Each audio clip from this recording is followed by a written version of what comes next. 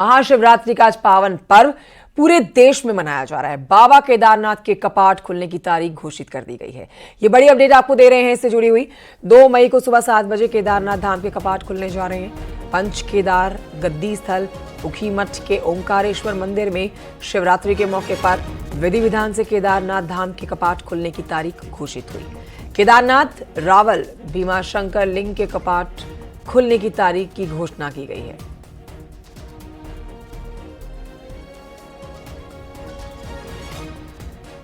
तो अब तमाम भोले बाबा के भक्त जो हैं देश दुनिया में, उनके लिए तारीखों का ऐलान हो चुका है। 7 बजे खुलेंगे केदारनाथ के कपाट 2 मई को।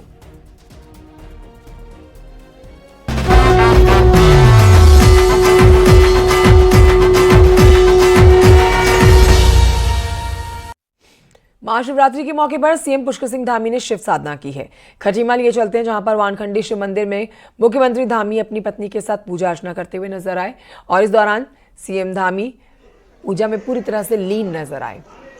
सीएम धामी की पत्नी गीता धामी उनके साथ मौजूद रही। प्रदेशवासियों की सुख शांति की इन्होंने कामना की।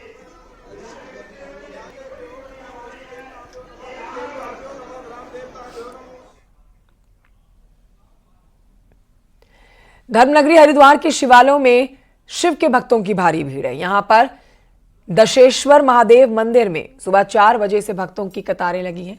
दूर दूर से पहुंच रहे हैं यहां पर शिव के भक्त। लाइनों में लग के अपनी बारी का इंतजार कर रहे हैं, जलाभिषेक कर रहे हैं। दशेश्वर महादेव मंदिर का इतिहास काफी पुराना है। इस मंदिर को भगवान शिव के ससुराल के तौर पर देखा जाता है। सुरक्षा और व्यवस्था के मद्देनजर परिसर में पुलिस के जवान तैनात किए गए थे।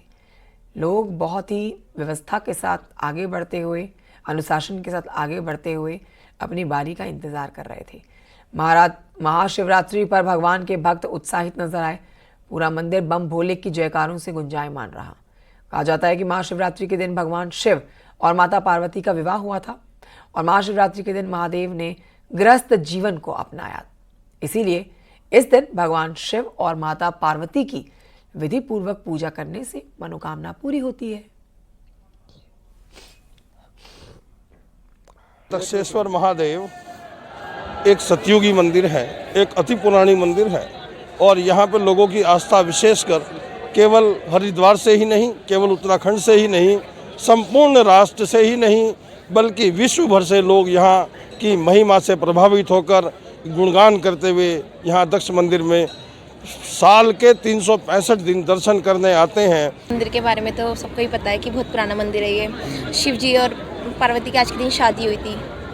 सबसे मेन तो उनके ससुराल है शिव जी की है। जो मैंने मांगा वो तो बता नहीं सकती और जल तो मैंने चढ़ा दिया। ज़्यादा भीड़ है, बहुत ज़्यादा लगे हुए हैं। वो एकदम कह रहे जल चढ़ाओ ऐसे करे, जल्दीबाजी हो रखी है अंदर तो बहुत ज़्यादा। मैं तो यहीं से हूँ, मैं आती रहती हूँ हमेशा, हर शिवरात्रि पे आती हूँ। इतनी भीड़ इस बार लेकिन पहली बार नहीं, हर बार ही भीड़ होती है। और आइए बढ़ते हैं आगे। आपको बताते हैं कि उत्तरकाशी में महाशिवरात्रि के पावन पर्व पर भक्त शिवालयों पर भगवान भोलेनाथ का रुद्राभिषेक करते हुए नजर आए। बारिश के बीच में भोले भक्तों के अंदर उत्साह की कोई कमी नहीं थी। शिवालय पर जगह जगह पर बम बम भोले के जयकारों के साथ शिव भक्त आगे बढ़ते नजर आए। काशी विश्वनाथ मंदिर में सुबह से ही भक्तों की भीड़ रही। भटकोट के नागेश्वर महादेव मंदिर में भक्तों का सैलाब उमड़ गया। धार्मिक मान्यता है कि फाल्गुन मास के कृष्ण पक्ष की चतुर्दशी तिथि को भगवान शिव और मां पार्वती का विवाह हुआ था और इसीलिए इस पर्व को महाशिवरात्रि के रूप में पूजा जाता है।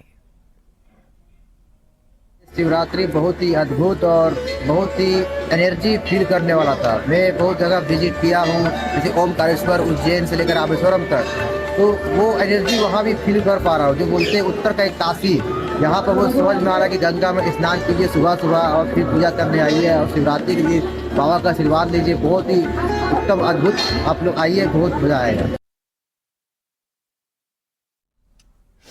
अल्मोड़ा से खबर, जहां पर महाशिवरात्रि के पर्व पर सुबह से ही शिव मंदिरों में श्रद्धालुओं की भारी भीड़ है। जागेश्वर धाम में श्रद्धालु भगवान शिव को जलाभिषेक करने के लिए यहां पहुंचे हुए हैं। सुबह से ही अपनी बारी का इंतजार करने के लिए कतारों में लगे हैं। माना जाता है कि शिवरात्रि के दिन भगवान शंकर की पूजा अर्चना करने से सभी मनोकामनाएं पूरी हो जाती हैं। महाशिवरात्रि में जागेश्वर धाम में भोले बाबा की विशेष पूजा अर्चना की जाती है।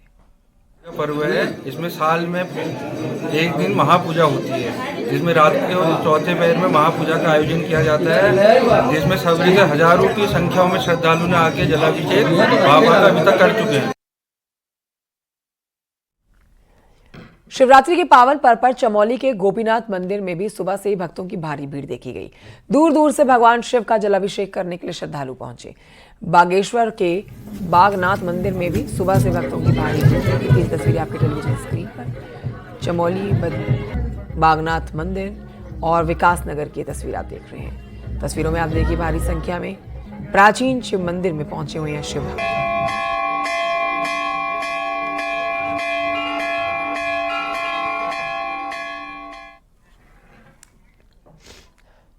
रुड़की के पौराणिक शिव मंदिर सिविल लाइन में भक्त सुबह से ही यहां पर पहुंचे हुए हैं।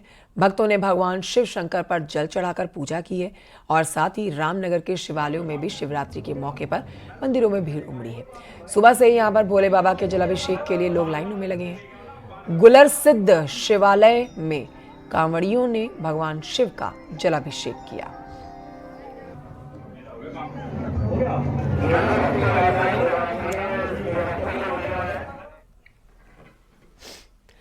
उत्तराखंड बीजेपी प्रदेश अध्यक्ष महेंद्र भट्ट आज प्रयागराज में त्रिवेणी संगम में पवित्र स्नान करने पहुंचे।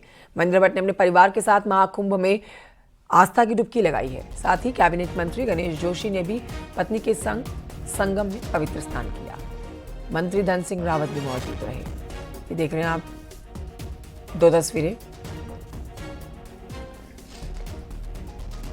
हाँ, आप दो तस्वीरों में देखेंगे। पहले में महेंद्र भट्ट आपको नजर आएंगे, बीजेपी के अध्यक्ष उत्तराखंड के, और गणेश जोशी भी आप देखेंगे तस्वीरों में। दोनों ही अपने परिवारों के साथ पहुंचे और धन सिंह रावत भी, शिक्षा मंत्री धन सिंह रावत भी पहुंचे हैं यहाँ पर स्नान करने के लिए और अपने परिवारों के साथ पहुंच के यहाँ पवित्र डुबकी लगाई गई।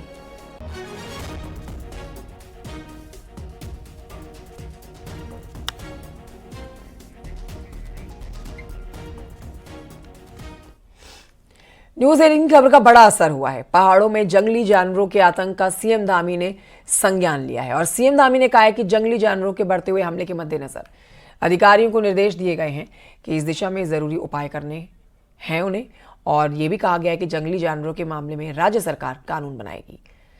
बता दें आपको कि एक दिन पहले ही न्यूज 18 ने जंगली जानवरों की समस्या पर विधायकों के आक्रोश को लेकर खबर दिखाई थी।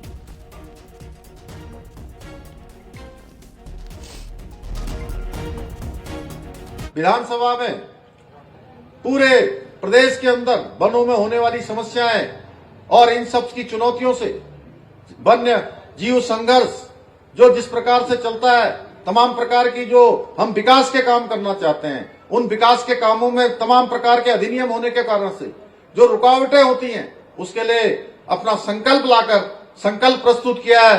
पूरी विधानसभा में इसकी चर्चा हुई है और इसको हम विधानसभा में चर्चा होने के बाद भारत सरकार में भी बात करने वाले हैं, जिससे कि आने वाले समय में इस चुनौती से भी हमको, इसमें भी जो है हमको कहीं ना कहीं सहायता मिले।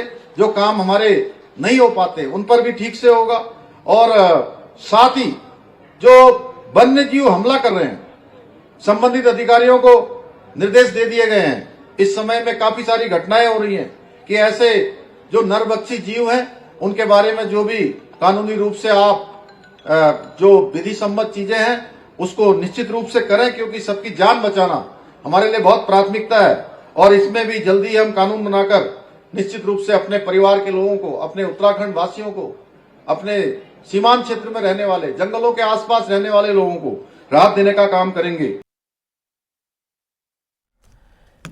उत्तराखंड के जंगलों की आग की बात करेंगे, जिन पर लगाम लगाने के लिए अब सख्त कानून बनाने की तैयारी है। सीएम पुष्कर सिंह धामी ने कहा है कि जंगल में आग लगाने वालों के खिलाफ एक्शन होगा, आरोपियों से ही नुकसान की भरपाई होगी। सीएम धामी ने कहा है कि जंगल की आग पर जल्द काबू पाया जाएगा। वहां के फॉरेस्ट ऑफिसर्स जंगलों की आग के लिए जिम्मेदारी तय करेंगे।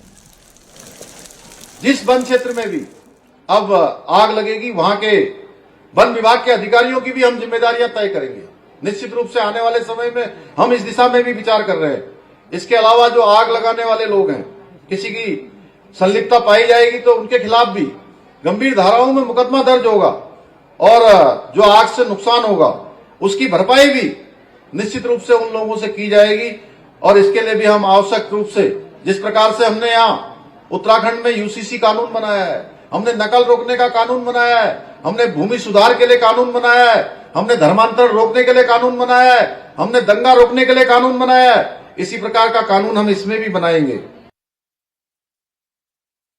देहरादून से इस समय एक बड़ी खबर आ रही है, जहां पर मौसम विज्ञान केंद्र ने आज उत्तराखंड में बारिश का येलो अलर्ट जारी किया है, जिसमें देहरादून, उत्तरकाशी, टिहरी में तेज बारिश का अलर्ट है। साथ ही प्रदेश के कई इलाकों में आंधी की चेतावनी जारी की गई है।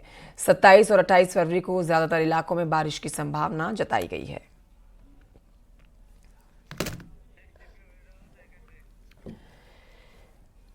उत्तरकाशी में एक बार फिर से मौसम बदल चुका है। ऊंचाई वाले क्षेत्रों में यानी कि गंगोत्री और यमुनोत्री में यहाँ की पहाड़ियों पर बर्फबारी हो रही है। आपको हम दिखाते हैं ताज़ा तस्वीरें। ये देखिए, आप ताज़ा तस्वीरें देख रहे हैं। यमुनोत्री धाम किस तरह से बर्फ की चपेट में गिरता हुआ नजर आ रहा है। लगातार बर्फबारी हो रही है। अब मौसम विभाग ने भी 28 फरवरी तक बर्फबारी का अलर्ट जारी किया है। पहाड़ों में बर्फबारी के बाद से एक बार फिर से कड़ाके की ठंड पड़ना तय है।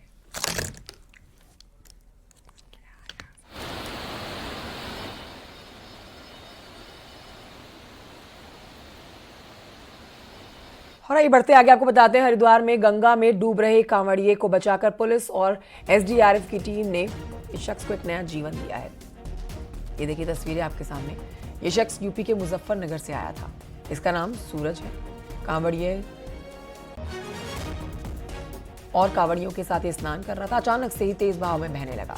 पानी के तेज बहाव में कांवड़िया बहता चला गया और हर की पैड़ी में हाथी पुल के नीचे जो जंजीरें हैं उनको इसने पकड़ दिया। सूचना मिलते ही यहां पर गंगा घाट पर तैनात एसडीआरएफ की टीम मौके पर पहुंची और इस शख्स की जान को बचाया गया।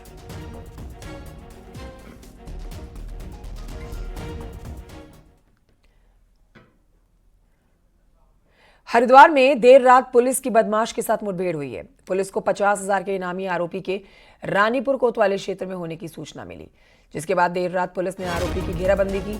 आरोपी साबिर ने पुलिस पर फायरिंग कर दी। पुलिस की जवाबी फायरिंग में बदमाश घायल हो गया। आरोपी पिछले कई महीने से फरार चल रहा था। 50,000 रुपए का इनाम इस पर घोषित था। मुठभेड़ के बाद एसएसपी प्रमेंद्र सिंह डुभाल ने मौके पर पहुंच के बदमाश को जिला अस्पताल में भर्ती कराया। आरोपी पर कई आपराधिक मुकदमे दर्ज हैं। अक्टूबर महीने में साबिर ने एक पुलिसकर्मी और एक होमगार्ड पर हमला कर दिया था। एक पुलिस कर्मियों के ऊपर हमला करने के बाद हमारे एक होमगार्ड विक्रम को इसने घायल किया था, जिससे में ये लगातार फरार चल रहा था। और चेकिंग के दौरान इसको रोकने की कोशिश की गई, जिसमें इसके द्वारा पुलिस पर फायर करके वहाँ से निकलने की कोशिश की। पुलिस ने इसको मौके पर ही न्यूट्रलाइज किया। इस क्रम में इसके पैर में गोली लगी थी, जिसे भी अस्पताल लाया गया।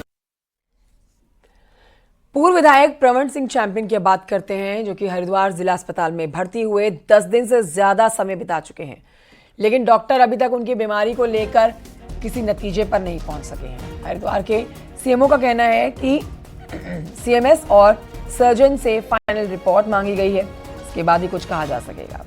आपको बता देते हैं कि 15 फरवरी की रात से ही चैंपियन को लूज मोशन की शिकायत हुई, जिसके बाद से हरिद्वार के जिला अस्पताल में उनको भर्ती कराया गया। अब यहाँ से ठीक होने का नाम ही नहीं ले रहे हैं। 26 जनवरी को खानपुर विधायक उमेश कुमार के ऑफिस पर फायरिंग के बाद 27 जनवरी से चैंपियन हरिद्वार की रोशनाबाद जेल में बंद है।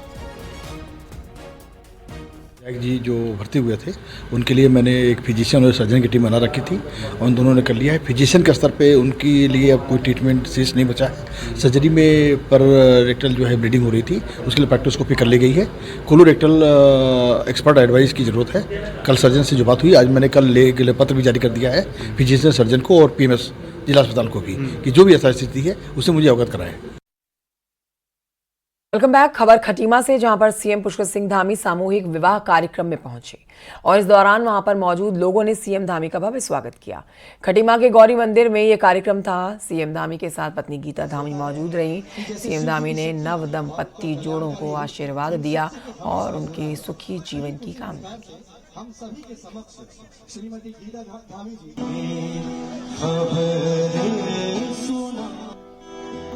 पार्वती के आशीर्वाद से विवाह के परिणय सूत्र में बदले जा रहे हैं। सभी मेरे भाई बहनों को, मेरे बेटे बेटियों को भांजे भांजियों को सबको मैं बहुत बधाई देता हूँ, बहुत शुभकामनाएं देता हूँ।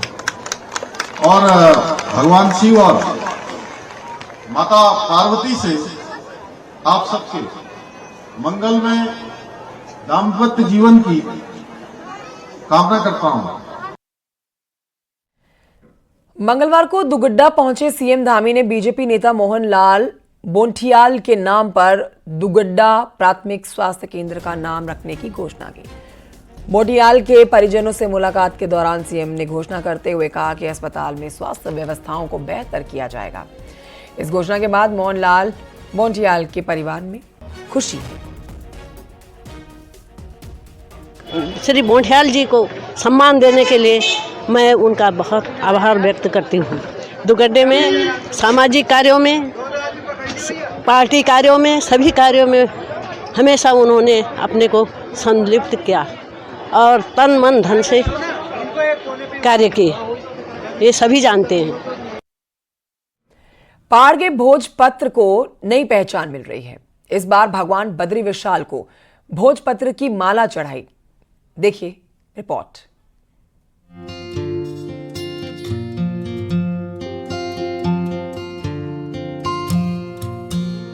चार मई को भगवान बद्री विशाल के कपाट ग्रीष्म काल के लिए खुल रहे हैं। भगवान बद्री विशाल के मंदिर को रंग बिरंगे फूलों से सजाया जाता है।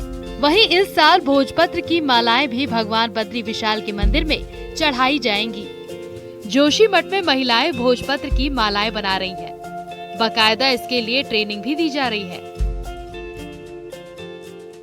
मई को जब भगवान बद्री विशाल जी के कपाट खुलेंगे तो हमारा ये प्रयास रहेगा कि इस बार की फूलों के साथ साथ भोजपत्र की मालाएं भी श्रद्धालुओं को भगवान बद्री विशाल को अर्पित करने के लिए मिले।